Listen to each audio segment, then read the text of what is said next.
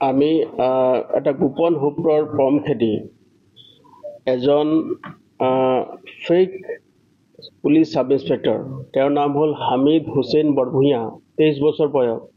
তেওঁৰ পিতৃৰ নাম হ'ল ৱাছিদিন বৰভূঞা, খেলমা পাৰ্ট 4 কালাইন। তেওঁক আমি ইতিমধ্যে এৰেষ্ট কৰিছোঁ। তেওঁ হ'ল এজন যুৱক আৰু তেওঁ কি হয়, পুলিচৰ সাব ইন্সপেক্টৰৰ ড্ৰেছ পিন্ধি বিভিন্ন ল'ৰা ছোৱালীক পুলিচৰ নামত চাকৰি দিয়াৰ নামত অৰ্থ সংগ্ৰহ কৰিছিলে। আৰু কেইবাজন ব্যক্তি যেনেকৈ লক্ষীপুৰ অঞ্চলৰ ৰূপাইবালি অঞ্চলৰ পৰা বহুকেইজন যুৱক যুৱতীৰ পৰা আৰক্ষী বিভাগক চাকৰি দিয়াৰ নামত তেওঁলোকৰ পৰা অৰ্থ বা পইচা পাতি লৈছিলে, উৎখোজ লৈছিলে আৰু তেওঁলোকক চাকৰি দিয়াৰ কাৰণে প্ৰতিশ্ৰুতি দিছিলে।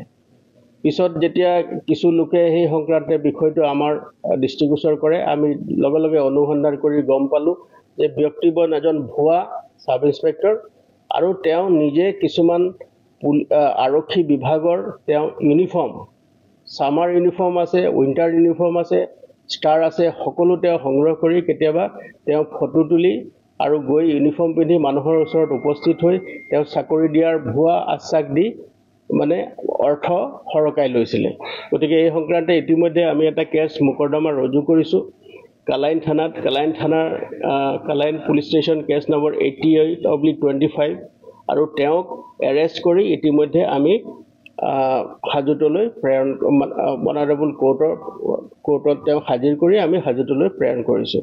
বৰ্তমান এই সংক্ৰান্তত আমি তদন্ত চলাই আছোঁ আৰু দেখা গৈছে যে তেওঁ কোনেও নজনাকৈ এই ধৰণৰ এটা ইম্পাৰ্চনেটিং কৰি পুলিচ অফিচাৰৰ নামত কৰি তেওঁ বহুত লোকৰ পৰা অবৈধভাৱে ভুৱা আশ্বাস দি পেলাই ধন লাভ কৰিছিলে আৰু কিছু সংখ্যক লোক এতিয়াও আমাৰ ওচৰলৈ আহি আছে। গতিকে আমি তদন্ত চলাই আছোঁ আৰু তেওঁক আৰু অধিক আমি সোধ-পোছ কৰিবৰ কাৰণে আৰু ব্যৱস্থা গ্ৰহণ কৰিছোঁ আৰু তেওঁৰ বিৰুদ্ধে যাতে কঠোৰতম আইনগত ব্যৱস্থা হয় তাৰ কাৰণে আমি এই ব্যৱস্থা গ্ৰহণ কৰিছোঁ।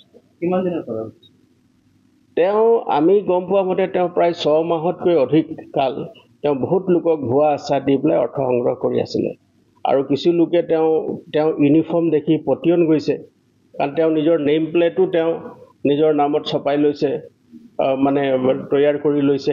নেম প্লেট পিন্ধি যায়, ইউনিফৰ্ম পিন্ধি যায়, পুলিচৰ কেপ পিন্ধি যায়, মানে মানুহে দেখিলে সম্পূৰ্ণ হ'ব লাগিব যে তেওঁ এজন পুলিচ অফিচাৰ হয়। গতিকে এই ধৰণে তেওঁ আভুৱা ভৰি বহুত লোকৰ পৰা, যুৱক যুৱতীৰ পৰা আৰু বিশেষকৈ তেওঁ আৰক্ষী বিভাগত ড্ৰাইভাৰৰ চাকৰি, মানে চালকৰ নামত চাকৰি দিম বুলিও কিছু সংখ্যক লোকৰ পৰা তেওঁ অবৈধভাৱে ধন আদায় কৰি লৈছে। গতিকে আমি এই সংক্ৰান্তে জোৰ তদন্ত চলাই আছোঁ আৰু যিসকল ভিক্টিম আছে তেওঁলোকো আমাৰ ওচৰত বৰ্তমানলৈকে আহি আছে